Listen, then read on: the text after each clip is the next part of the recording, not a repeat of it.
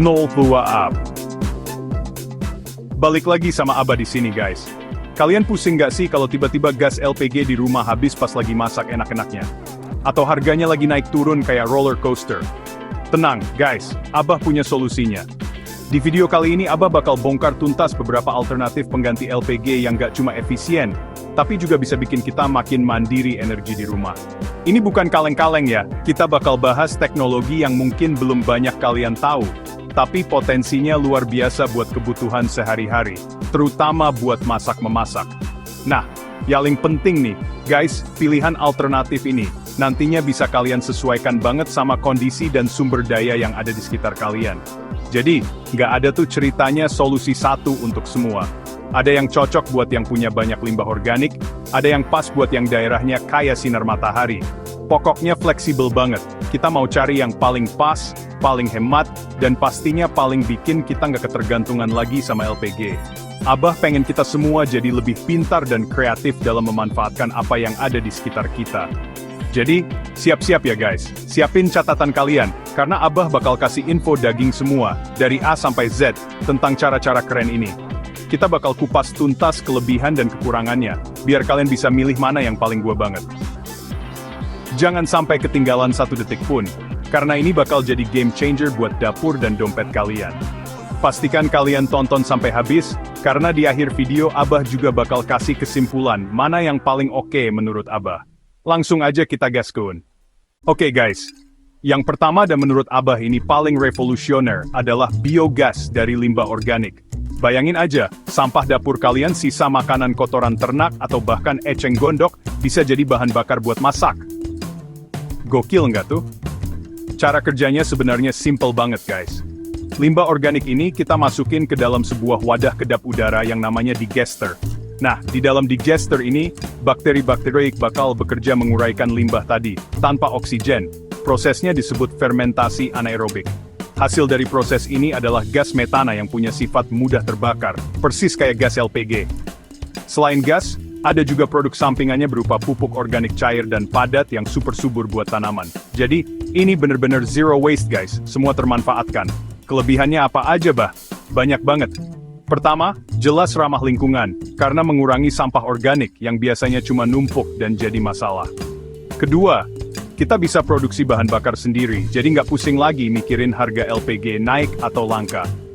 Ketiga, dapat pupuk gratis buat berkebun. Tapi, ada juga kekurangannya guys.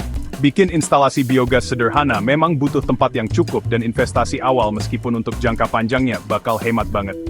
Selain itu, produksinya juga tergantung sama ketersediaan bahan baku limbah organik secara kontinu. Kalau limbahnya sedikit, ya gas yang dihasilkan juga nggak banyak. Tapi buat yang punya peternakan kecil atau sisa makanan rumah tangga yang lumayan, ini sih solusi juara. Langkah praktisnya, kalian bisa mulai dari skala kecil dulu, banyak kok tutorial bikin digester mini dari drum bekas.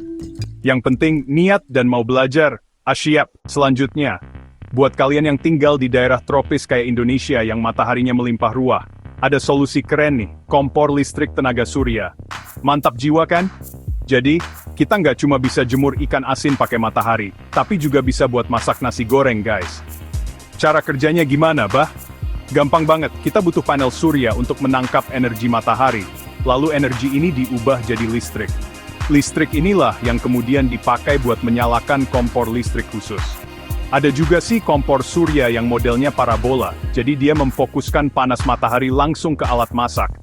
Tapi yang kita bahas ini yang pakai panel surya dan jadi listrik dulu ya, biar lebih fleksibel penggunaannya. Kelebihannya sudah pasti energi gratis dari matahari guys, nggak perlu bayar tagihan listrik buat masak, asal mataharinya lagi bersinar terang. Ramah lingkungan juga, karena nggak menghasilkan emisi karbon sama sekali. Kompor listrik juga cenderung lebih aman karena nggak ada api terbuka. Tapi, kekurangannya juga ada. Pertama, investasi awal buat beli panel surya dan peralatannya lumayan mahal guys. Kedua, sangat bergantung sama cuaca. Kalau lagi mendung berhari-hari atau malam hari, ya nggak bisa masak pakai tenaga surya murni. Kecuali kalian punya sistem baterai penyimpanan energi yang harganya juga nggak murah. Ketiga, daya masaknya mungkin nggak sebesar kompor gas konvensional. Jadi butuh waktu sedikit lebih lama buat masakan tertentu. Tapi, Buat masak sehari-hari yang simple, ini bisa jadi pilihan menarik. Apalagi kalau dikombinasikan dengan sumber energi lain. Nah, ini dia solusi yang mungkin udah nggak asing lagi buat sebagian dari kita. Tapi dengan sentuhan modern, kompor kayu atau briquette biomasa. Eits, jangan bayangin kompor kayu jadul yang asapnya ngebul kemana-mana ya guys. Sekarang udah banyak kompor biomasa modern, termasuk kompor gasifier, yang pembakarannya jauh lebih efisien dan minim asap. Bahan bakarnya juga nggak cuma kayu gelondongan, tapi bisa pakai ranting, serbuk gergaji, sekam padi, batok kelapa, atau yang paling keren, briquette biomasa. Briquette ini adalah pemadatan dari bahan-bahan organik kering tadi, jadi nilai kalori dan lama bakarnya lebih bagus.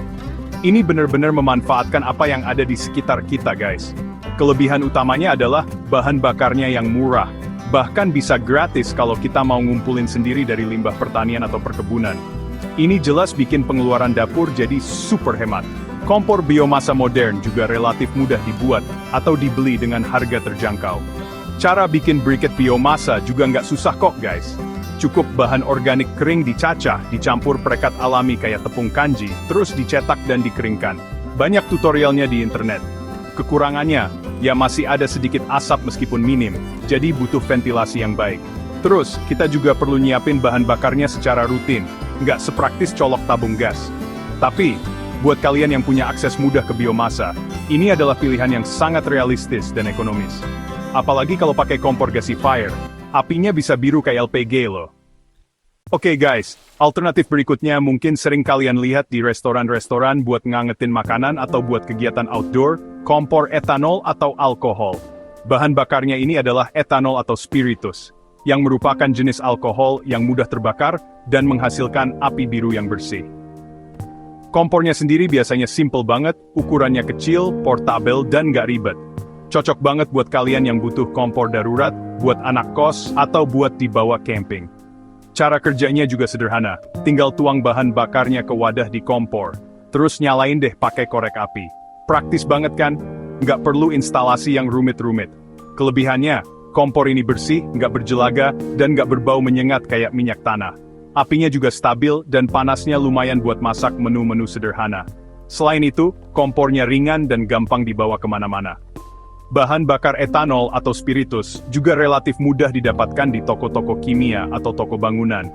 Tapi, ada juga kekurangannya guys. Pertama, harga etanol atau spiritus per liternya mungkin jatuhnya lebih mahal dibandingkan biaya masak pakai LPG, kalau dihitung-hitung untuk pemakaian jangka panjang dan intensif. Jadi mungkin kurang cocok sebagai pengganti utama LPG buat keluarga besar yang masaknya banyak setiap hari. Kedua, kapasitas panasnya mungkin nggak sebesar kompor gas, jadi buat masak dalam jumlah besar atau butuh api super panas mungkin kurang maksimal. Tapi buat kebutuhan masak ringan dan mobilitas tinggi, ini oke banget. Nah, ini dia yang paling futuristik dan mungkin bikin kalian melongo guys, kompor hidrogen. Gokil banget kan? Masak pakai air. Sebenarnya bukan airnya langsung yang dibakar ya, tapi gas hidrogen yang dihasilkan dari proses elektrolisis air. Jadi air H2O itu dipecah menjadi gas hidrogen, H2, dan gas oksigen O2, menggunakan listrik. Gas hidrogen inilah yang kemudian dialirkan ke kompor dan dibakar. Hasil pembakarannya cuma uap air, jadi super bersih dan ramah lingkungan banget. Ini bener-bener teknologi masa depan yang potensinya luar biasa buat energi bersih dan mandiri. Bayangin aja, bahan bakarnya cuma air dan listrik secukupnya. Kelebihan utamanya jelas, energi bersih tanpa emisi karbon, cuma menghasilkan uap air. Ini solusi paling hijau dari semua alternatif yang ada. Bahan bakunya air juga melimpah. Kalau listrik untuk elektrolisisnya berasal dari sumber terbarukan kayak panel surya, wah ini jadi sistem yang sempurna banget. Tapi, tentu saja ada tantangannya guys. Teknologi kompor hidrogen dan alat elektrolisisnya saat ini masih dalam tahap pengembangan dan belum komersial secara luas untuk rumah tangga, jadi harganya pasti mahal banget. Proses elektrolisis juga butuh energi listrik yang lumayan. Selain itu, penyimpanan gas hidrogen juga butuh perhatian khusus karena sifatnya yang mudah meledak. Jadi untuk saat ini, kompor hidrogen mungkin belum jadi pilihan praktis buat mayoritas kita.